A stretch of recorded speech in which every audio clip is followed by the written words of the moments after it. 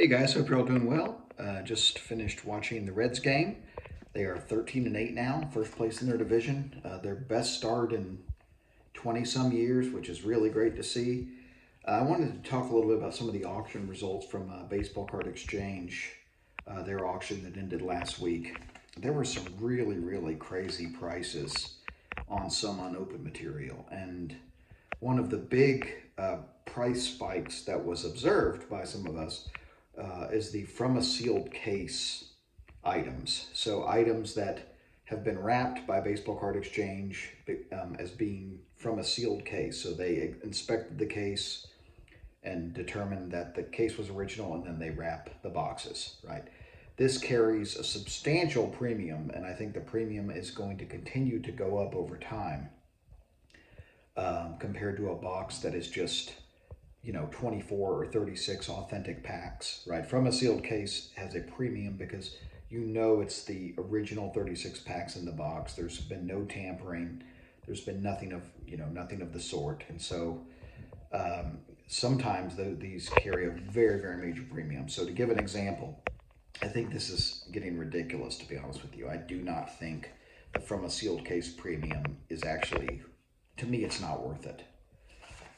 You can have your own opinion on that. But I have some notes here with the actual numbers. An 83 Topps rack box, Topps baseball rack pack box from a sealed case went for $5,227 after buyer's premium.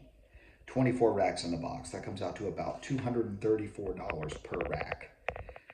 That's ridiculous to me. When you consider a Tony Gwynn 83 Topps rack pack with Tony Gwynn on top, goes for around maybe $350 to $450, somewhere in there. Okay, somewhere in that range. So even if you, in theory, because this box hasn't been tampered with at all, there's no packs that have been pulled or anything like that. Even if you open the box and find by chance a Tony Gwynn pack or two, then it just doesn't pay for the rest of the box, the premium that you're paying. Then again, an 83 Topps baseball non-FASC rack pack box, just a normal rack pack box that wasn't pulled from a sealed case, went for $3,336 after buyer's premium. And that comes out to $139 per rack pack, which is still ridiculous. There's so much 83 Topps out there. I hear all this talk about, oh, well, finally the 80s is drying up. There's still so much of it out there. I don't buy that argument for a minute. So maybe the FASC is just, the normal non-AFSC box went for a ridiculous price, and so FASC just went for even more. But I just don't see the value here. Other than you're owning something scarce. The FASC, excuse me, is much more scarce, but I just still don't see this premium being worth it here. An 83 Fleer baseball wax box FASC, $734. That comes out to about $20.38 per wax pack. I mean, are you really that concerned that you're getting 83 Fleer wax boxes that, because they're not FASC, that they're tampered with? These are roughly $10 per wax pack for 83 Fleer, so that's a big premium for FASC. If you want to if it's your collection and it's for you, some people put together runs of FASC, that's fine, more power to you, but I just don't think it's this premium's worth it. This is a big one too. From all of these are from Baseball Card Exchange.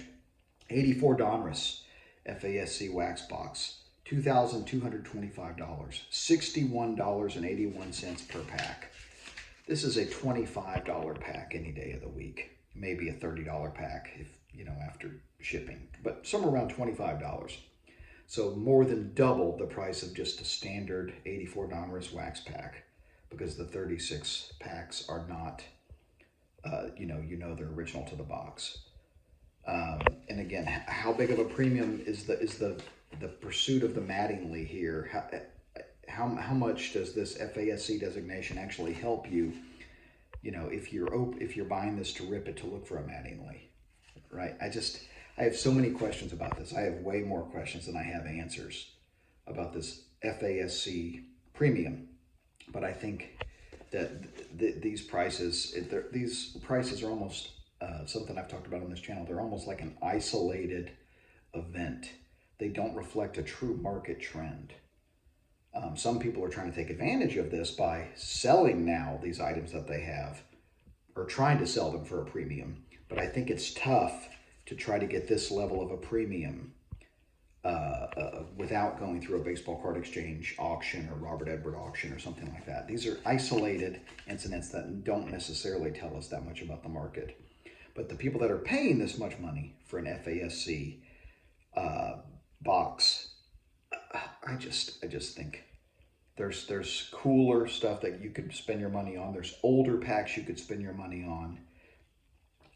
This may not be the the long term. If you're looking for an investment, I just don't know if this is the best. Maybe it is. I don't know. Again, I have way more questions than answers here, but let me know your thoughts below. Thanks as always for watching. I appreciate your support. Keep collecting vintage and open baseball, everybody.